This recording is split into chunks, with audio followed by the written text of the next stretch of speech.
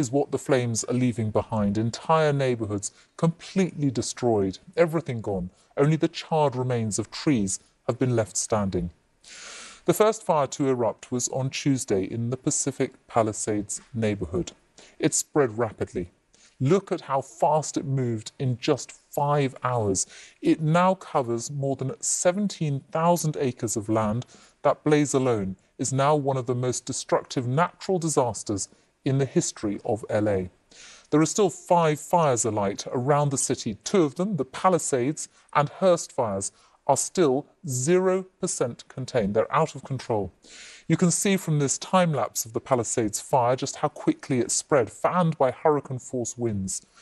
And this is another neighbourhood, Altadena. This satellite imagery shows the homes and buildings, street after street, completely engulfed.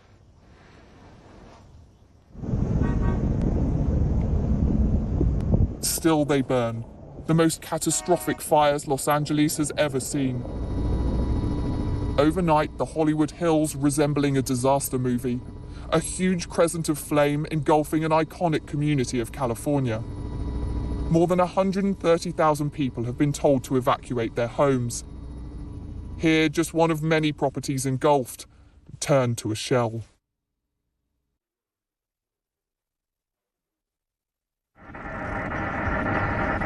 At least 5 major fires have been burning across Los Angeles County. The scale and spread has stretched firefighting crews. On the ground and in the air. 16,000 acres and counting consumed by the Inferno. One street filmed by a local resident moments before he left. I thought maybe I would be able to get some extra stuff that we didn't take, and come to see that the whole street is just gone. It's like a war zone. And we had so many memories in here that cannot be replaced. I had these great old pictures of my grandfather from World War II, both grandfathers, and I was going to get them framed, and now they're gone and they're lost. And I had so many things that are just lost forever. It just, I know we're safe, but I don't understand. The scale of this disaster is clear to see.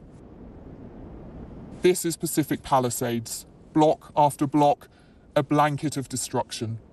More than 1,000 buildings burned in this community alone. Emergency services unable to save them. We had everything, like the sentimental things, like my mom passed away, I had only a few things of hers left. My wedding dress, our wedding album, we left everything, our albums, we have just whatever we're wearing. We're wearing the same thing for the last 2 days. Copy that. Fueled by hurricane-force winds, these fires have struck at a vulnerable time. LA hasn't seen any significant rainfall for months. Abandoned neighborhoods are now falling prey to crime. In the midst of the emergency, we've all seen individuals who are targeting vulnerable communities by burglarizing and looting homes. This is simply unacceptable. As dawn came in the Palisades, it revealed the grim reality of what the fire has left behind. There are miles and miles of streets like.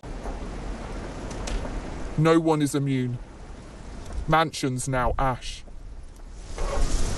The homes of Jennifer Aniston, Adam Sandler and Paris Hilton among those evacuated. And this was filmed by the wife of Take That star Mark Owen as they escaped through the flames.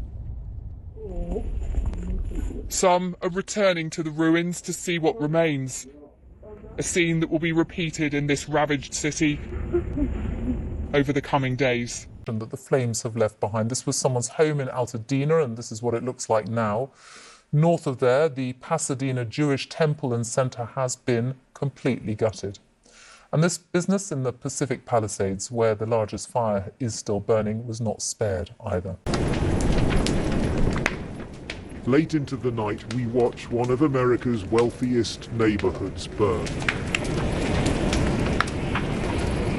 The flames so intense, The fire crews are powerless to stop them. They're using what little they have sparingly, trying to contain the spread. Defying the evacuation orders, some residents are defending their own homes. With all the surrounding properties burning, I helped Tony and his neighbours scooping water out of the swimming pool and dousing the flames at their boundary. Wealth and privilege are no protection from this disaster, with the ordinary human defences rendered futile in the face of its devastating force. The smoke, and I saw the fire flames, and they were so big. And then I just saw like the place where my house built, where my build situates, is burning, and there's burning everything, like cars and nature and houses and mine. So I just lost everything because I just went to the work like that, and I don't have anything, no documents, no. Neighbourhoods now look like this, completely deserted for block after block. Houses completely destroyed. Many of the people who have escaped have been talking about the speed with which the fires have been spread. We've just been evacuated.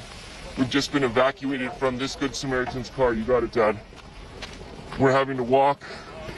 This is crazy. There's a fire right outside our car. We got it. No, not that way, Dad.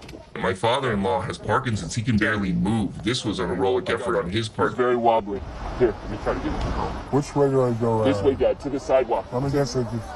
I went outside. I saw smoke and fire near my father-in-law's house and realized we need to go. The problem is we didn't have a car.